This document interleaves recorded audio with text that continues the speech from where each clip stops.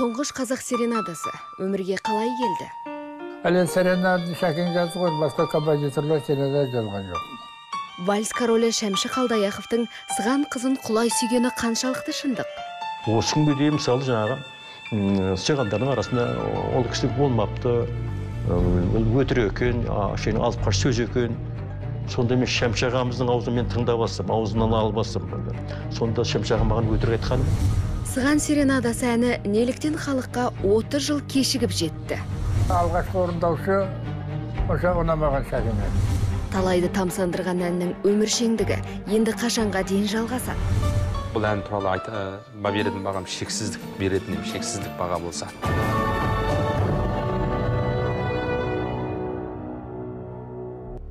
Расында бұл ән бұрынғыдан өзгешет.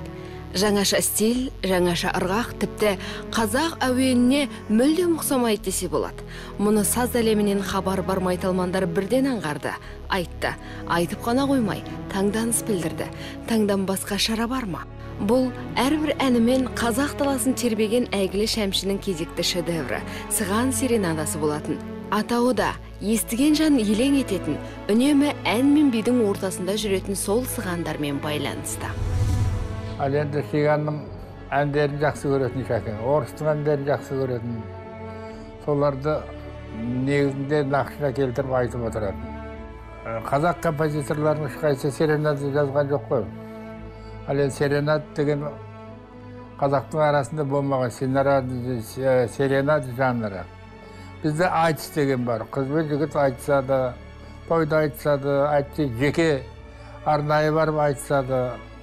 Әлен серенады Шәкен жазды ғой, басқа композиторлар серенада жазған жоқ. Бірақ маған қатты ұнайды серенада. Бұл өзгеше ән болды маған. Ешқандай әнге ұқсамайтын.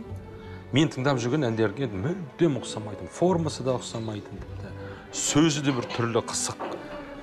Тулаған қаны бар, тұлпары да табылар үміт болса. Мойыма жасыма жігіт болсаң дейтін жерлері. О гитара деп шарықтайтын жерлері. Керемет айтатын.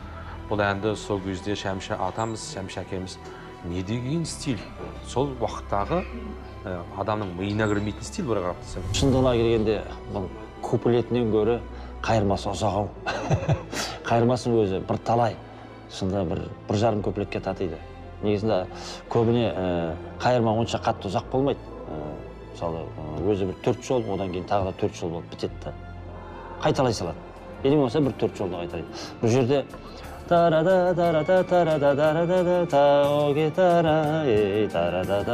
бітеді ғой дейсің, арғай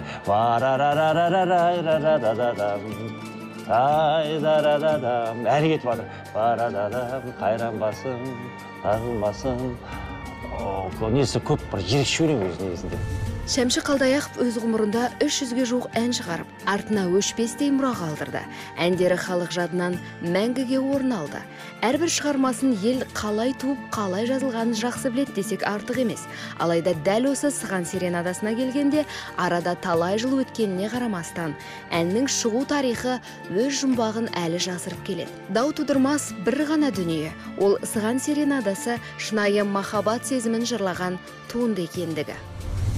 Шәмші аға дедім, менің де көптен бір көкейімде жүрген бір сұрағым бар еді. Сіздің әндеріңіздің бәрін жақсы білемін. Бәрі, мысалы, 300-ден аса әніңіз бар, білмем ол жағын. Соның ішінде вальс те бар. Мысалы, сізге вальстің несін ырғағына келмейтін біраз әндеріңіз бар ғой, мысалы. Отырардағы той бар, мысалы, Дунган қызы бар, өмір өзеніңіз бар. Олардан бөлек мені қызықтыратын сыған серенадасы. Неге ол атын сөйтеді? Бұл ән қазақ тіліне ұқсамайды. Ол бір көктен түскен бір ғажайып дүние. Бұның жағы әуені, сазы, өлшемі, мөлшері. Мен деп шығарып жүрмін ба, білесіз көзін, бірақ дегенмедім. Бұл ешбір қазақ әнге келмейді. Соны қалай еді, не болды сыған серенадасы? Сосын мұндай не алды, сенің сұрағың, сенің әңгімен қиындап барады ғой. Мен шамам келмейді ғой, сен бұрындары не? Бұрындары енді қайдан білеймін, сіз ұстатпайсыз ғой. Бұл жолы мен айтуым, білім кеп бердім. Сен де сұрамайтын кезде сұрайсың ғой деп қиналып біріп айтып берді. Сөйтсе айтқан, бұл рас деді. Бұл рас айналайын деді. Түрде әртүрлі әңгіме айтып тұрған, бұл сонау 60-жылдар шыққан дүние деді. Ысырайыл Сапарбаевтың мәліметінше, Сыған серенадасы сазгердің консерваториядан шығып қалып, тағдырындағы түнекті сәттерді бастан өткеріп жатқан тұста өмірге келген. Қамығып келе жатқан Шәмші алдынан бір сәтте ұшарын жел, қонарын сай білетін Сығандар кездесе кетеді. Ой жетегінде жүрген Шәмшіні алғашында тобырдың азаттығы мен өмірге деген құштарлығы қызықтырғанға ұқсайды. Сонда оқып жүрген кезде мына құдсыз қожайындар мен неден қуып жіберді деді, консерваториядан шығарып жіберді деді. Орысты өйтті, бүйтті, төбелесті, енді ішкен деген айтпай тұр ғой. Мен кіммен төбелесем, мен түп берсем құлайтын адаммын ғой, мен деп күліп отыр бір жағда. Сөйттен осындай шығып енді қарасам, қалтамда түс кезінде Мұқағали да жоқ, жастар Маңғытаев та жоқ, Сабырхан да жоқ, ешкім жоқ. Түс мезгіл болатын қой, одан да олардың біреуі кешке қарай табылатын шығар деп қалтам қарасам, 5-ақ бақыт дейін, 5-ақ дейін, ол кезде 5 тиын сары тиын үлкен. Соны қалтарым, ой 5 тиынға 5 манат түсеуге болатын ол кезде дейді. Сөйтіп төменге түсіп бартқан кезде мынау неден консерваториядан шығып Абылайға төмен қарап бір мантыхана болатын тұғын. Сөйтсем алдымнан бір 3-4 жаңағы Сығанның қыз келіншектері шыға келіп ойнақтап дейді, пагадай деп. Содан кейін былай сылқын, ой мен сендерге ақшам жоқ. Жоқ. Сен жаңа консерваториядан шықтың. Көріп тұрмыз. Біз кісаң дейміз, адам аңыз дейміз. Адам аңыз соны қалтадан түсеміз, бірақ қалтаға қол салмаймыз деді. Біз балашамыз деді. Не болды сен? Мен осындай қазір мен енді мазам жоқ, көңіл күйім жоқ. Жоқ, сен білем, сен тегін адам емессің деп. Сен қалтаң не бар, шығар?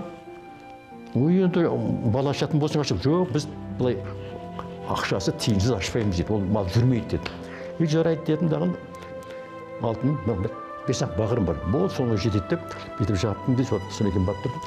Жаңағы, сен жалпы болашағың ұлы адамсың. Сен мына түріңе біз білеміз, сен болашақ композиторсың ба, өнер адамсың. Бірақ енді көңілің қабар жуу. Бірақ сен анамына қойыңдар, мен қазір қарным ашып тұр менің. Ондай өтірік айтпаңдар сендер. Мен қазір мына бақырға 5 манат жеңдім ба, кешке қарай жолдастарыма кездесем. Жоқ, сен одан да сен айтыңдар, мен пайғамбар жасына жетем бе, жетпеймін бе? Пайғамбар жасының біздің бір белес қой, жалпы азаматтың пайғамбар жасына жеткеннен кейін бір өз бір Құдайға тәубе дейді ғой, шүкір. Ой, пайғамбар жасы не ол? Білеміз оны.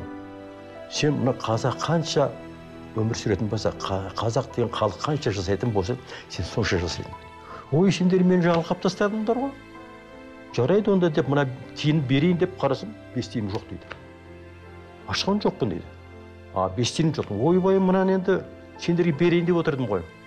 Біз оны қашан алып қойғанбыз.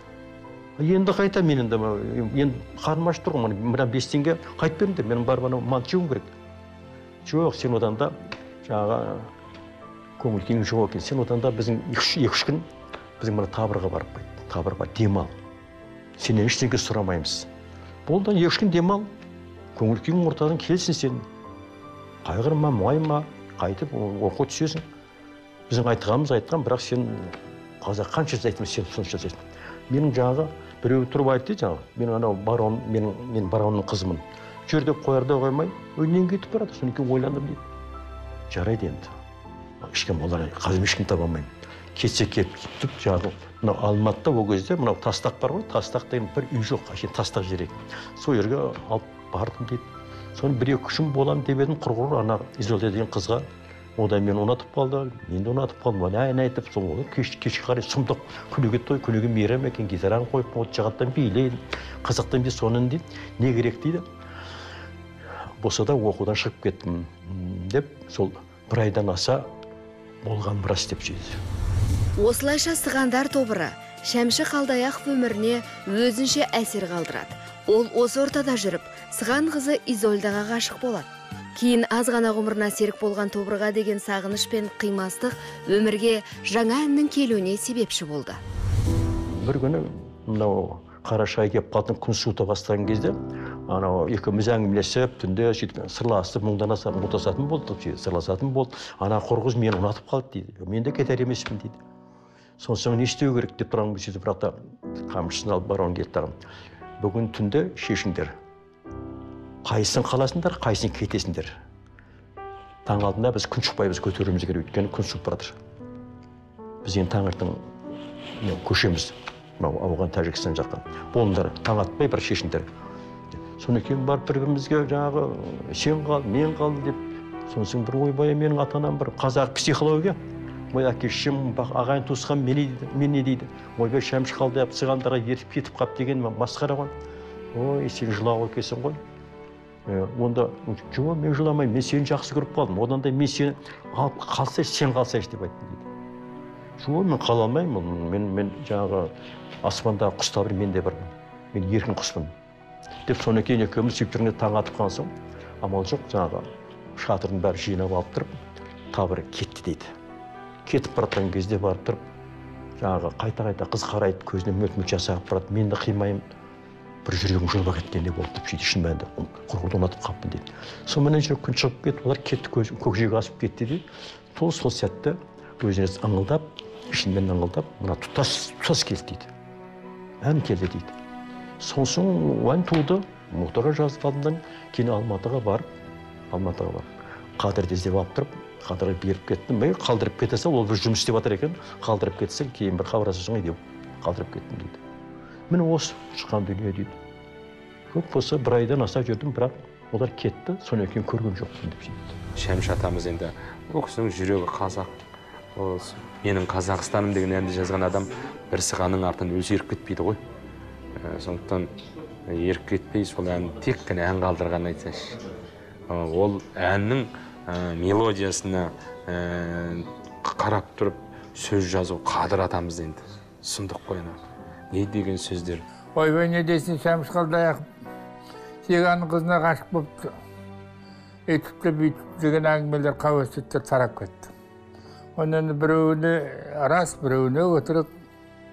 Оның үстіне кеше Оразбек Бодықов Шәкең туралы қысса жазғанда, сонда да Сиған туралы жазған екен кішкене.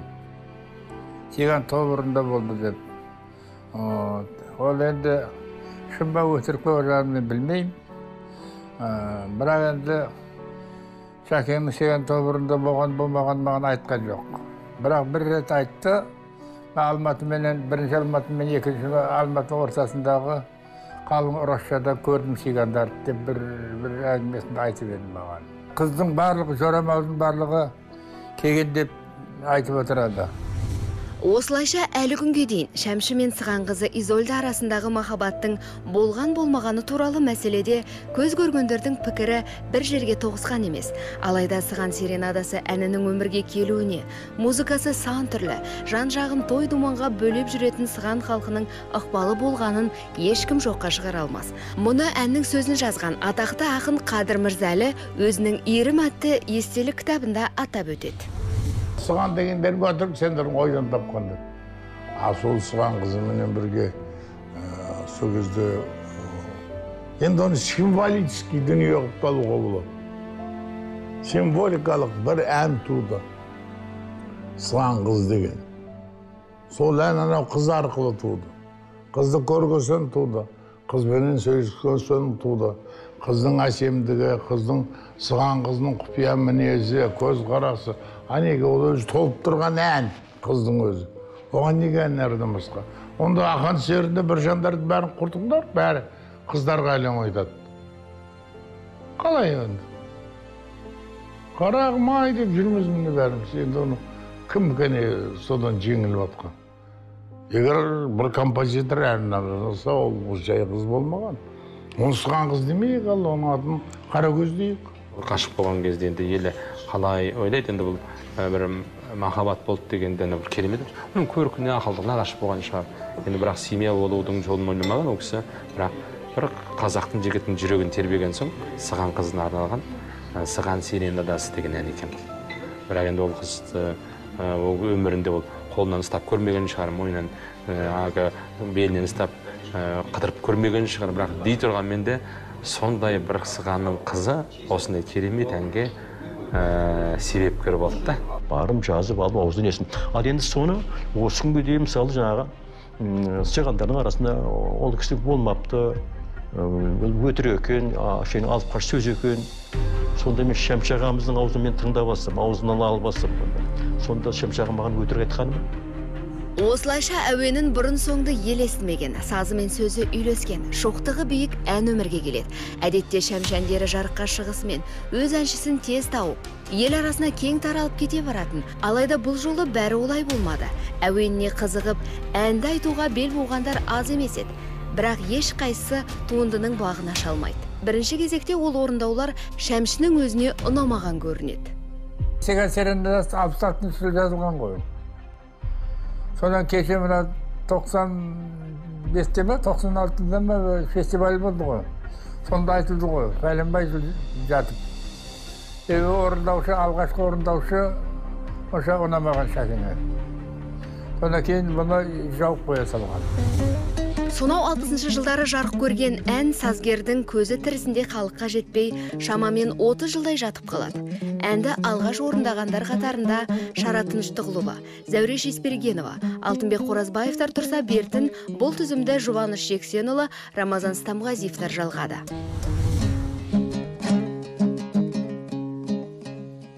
Тулаған қаны бар тұлпардай табылар, үміт болса күн туса басыңа, мойыма жасыма жігіт болсаң, шалқасан шартарап, төгілші тебірілші о гитара, жан серігім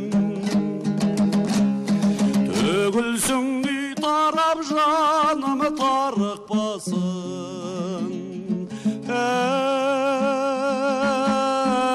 қалықтасын, қайранбасын, қарыппасын, көңілді қошып қамықпасын,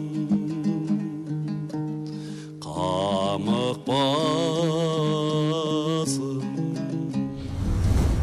Қалың бұқара Сыған серенадасын Тоқтар Серіков эстрада жанрына салып, орындағанда кеңінен таныды.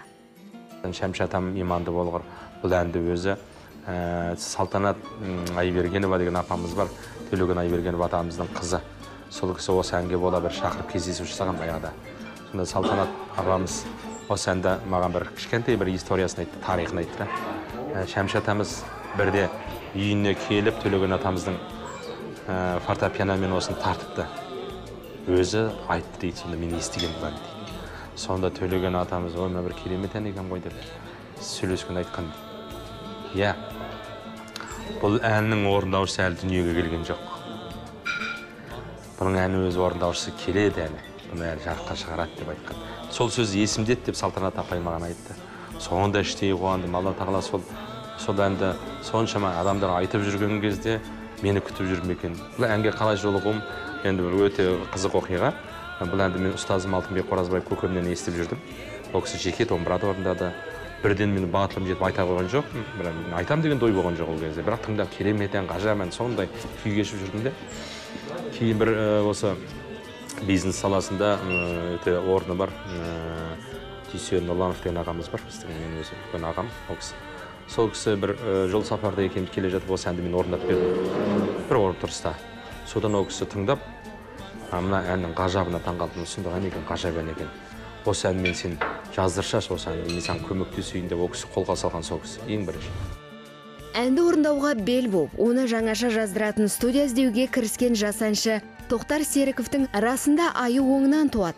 Алматыға сол кезде енді келген сазгер Олықпан Жолдасовпен бір астың үстінде кездейсоқ танысады. 98 жылдары Тоқтармен кезіктім. Кенжебай Омаров деген композитор ағамыз бар еді. Соның үйінде кездесіп қалып, сонымен бір ән жазғым келеді деп. Соған келейінші аға, осы ән менің бағымды ашатын сияқты деп.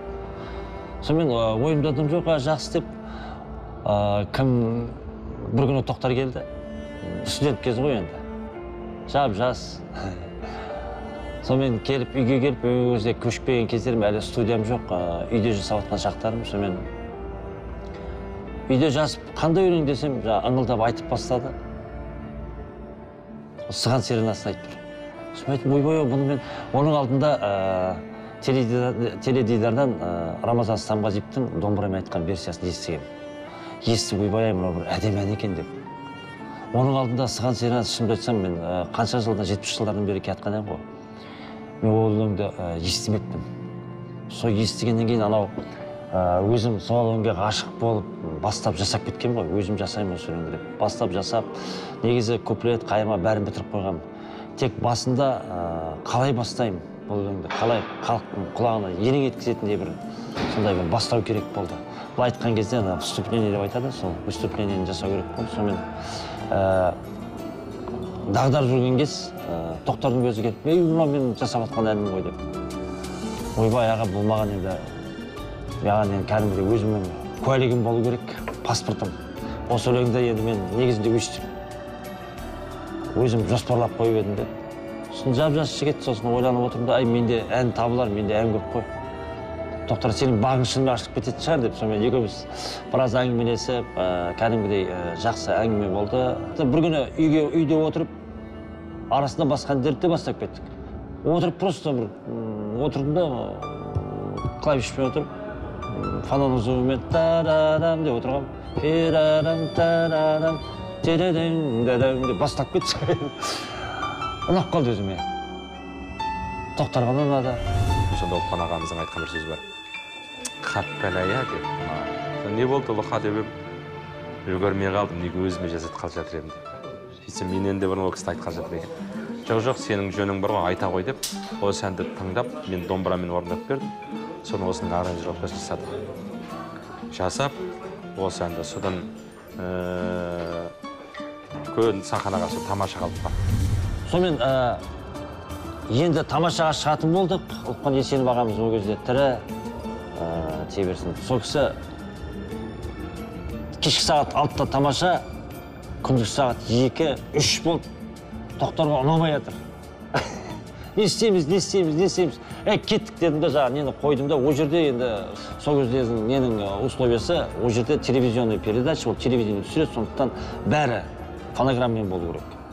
Деді, сонымен амал жоқ, енді дауыс басу керек. Дауыс басылған дауыс ұнамай тұр.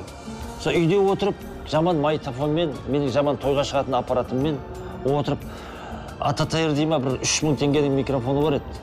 Сонымен алып тікелей отырып, шнура бойы, сонымен алып тікелей жазып жібердік. Сонымен кетті, не керек. Енді қарап отырсам, сол пәленше жыл болды. Сыған серенасын ойнаш десе, та-да-дам, та-да-дай-да-дам деп, міндетті түрде сөйтіп бастайды. Бұл енді қарап отырсаң, сол Шәмші ағамызбен, сол Шәмші ағамыз шығарғандай болып, әнге сөйтіп құйылып кетті. Өте әдемі болды. Соның бір бөлшегі сияқты болып кетті. Өзіме де оғанда қуанам, бұл да кішкене қосқан менің бір үлесім шығар деп.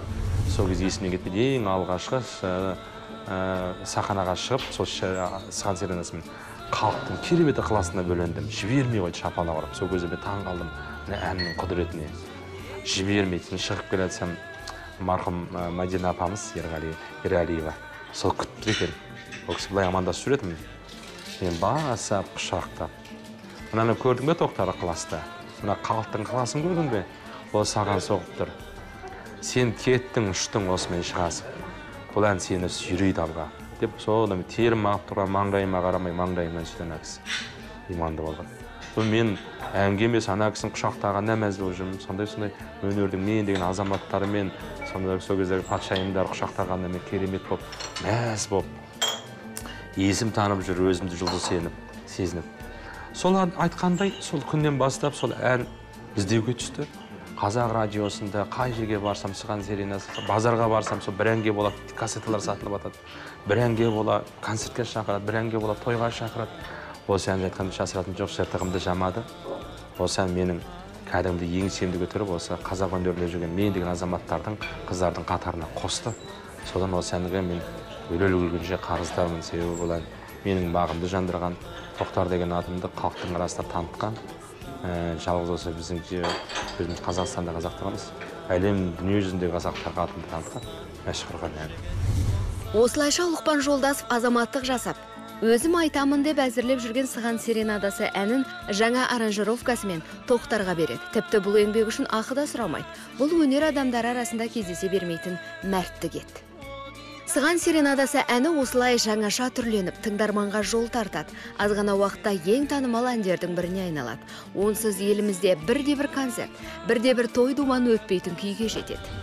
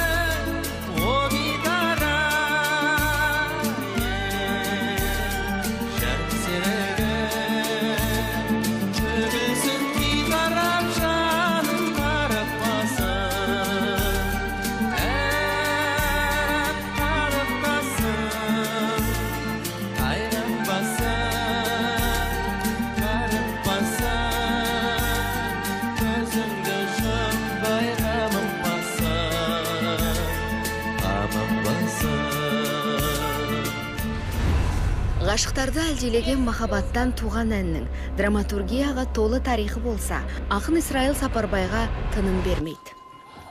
Бір ойнап, көп ойнап қалдым. Шәмші ағамыз кетіп қалды. Мұнан мен енді аманатымды алып қалдым. Бұны істеуім керек еді. Қиналдым. Бірақ жай ғана өлеңгі поэма қимадым. Маған тек қатты толықтым. Сосын бір күнде мен неге пеш жазу болмай ма? Болады ғой. Бірден демалыс алдындағын, сол жаңа Шәмші ағамыз жатқан манкетке барып, 18 күн жатып, осын сүйегін қалап келдім, бітіріп келдім. Осылайша Сыған серенадасы деп атаған Исраил Сапарбаевтың поэтикалық музыкалық драмасын сахналауды белгілі режиссер Есмұхан Обаев бастаған топ қолға алады. Шығармашылық ұжым Шәмшінің рөлін сомдауды танымал актер Бекжан Тұрысқа жүктейді. Спектакльдің өн бойы сазгердің белгілі музыкалармен әрленіп отырады. Сыған серенадасы пьесасы бұл өзінің творчестволық, ішкі әлемде орындалмай қалған, аңсап кеткен, орындалмаса да мәніне бағасын алмаған кейбір тұстары туралы. Бұл жерде біз біреуді қаралап, болмаса біреуді жаралап, болмаса Қалдаяқтың творчествосын зерттеп атқан жоқ. Бұл ән творчествосы. Шәмшіге деген елдің шексіз махаббаты, құрметі бұл қойылымнан да көрінді. Алғаш Әкем театр сахналаған спектакльге еліміздегі өзге өнер ордаларда қызығушылық білдіріп, өз репертуарларына енгізді. Бастысы қойылым әлі күнге дейін ел сұранысына ие. Себебі сазгердің сан қырын паш ететін туындыдан Шәмші сүйер қауымның алатын әсері көп. Біріншіден әрине, ар жағымда қуаныш болғанмен, қорқыныш басым болды. Өйткені Шәмші ағамның көзін көрген адамдардың бәрі тірі. Шәмші ағамның мен бейнесін қаншалықты аша аламын, өйткені мұнда Шәмшінің бір әнінің төңірегінде ғана жазылған дүние. Толық Шәмшіні қамтып жазылған дүние әлі жазылған жоқ. Мүмкін болашақта жазылар. Сол кезде артымыздан келе жатқан ұрпақ мүлде басқа қырынан ашар. Көрермен өзгеріп отырады ғой. Десектен қазір жастар Шәмшінің Изольдаға деген махаббатына қызығып келетін жастар көп. Сол тұстарын жақсы көретін жастар көп.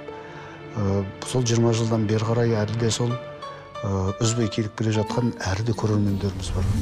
Алмас қылыш қап түбінде жатпайтыны секілді Сыған серенадасы әні де ақыры белгілі туындылардың біріне айналды. Ал Шәмші болса қазақ деген халыққа, халық Шәмші деген алыпқа айналды. Алтайлық әндерді былай қойғанның өзінде, не бір айшықты әндер, неше жерден әуезді сазды болғанымен, уақыт өте келе көңілден көшіп, санадан өшіп қалып жатады. Ал Шәмші әндерінің қай-қайсы болсын, айтқан сайын жаңара түседі. Бұл әннің тағдыры әлі солып өңіп қалады деп айтпаймын. Қазақпен бірге жасайды, бұл ән әлі айтылады. Менен кейін де әлі талай әншілер орындайтынын сенемін. Әттең қазір шырылдап өлең айтып жүрген жастарға айтқым келеді. Мен оның жерін жеткізе алмадым, анау бір шырылдайтын жерлері бар еді. Өзімнің шамам жеткенше айғайладым. Бірақ кейде көремін, бір керемет дауысы шырылдап тұратын әншілерді көремін. Шіркін солар айтса. Шәмші ағамыздың мысалы әшейін жай ғана вальстердің өзі неге ұмытылмайды? Бәріміз айтқымыз келіп тұрады, тойда да қайрап отырмыз. Өмір ұмытып, бір ән ескеріп қалған жоқ. Бұның сыры неде? Қандай құпиясы бар оның? Қарапайым ғана. Бәріміз айтамыз, бәріміз айтқымыз келіп тұрады. Бүгін айтсақ, бәрі бұдан кейін өмір байды. Бұның сыры бар. Біз мына музыка зерттеушілер, музыка мамандар осының құпиясын табу керек.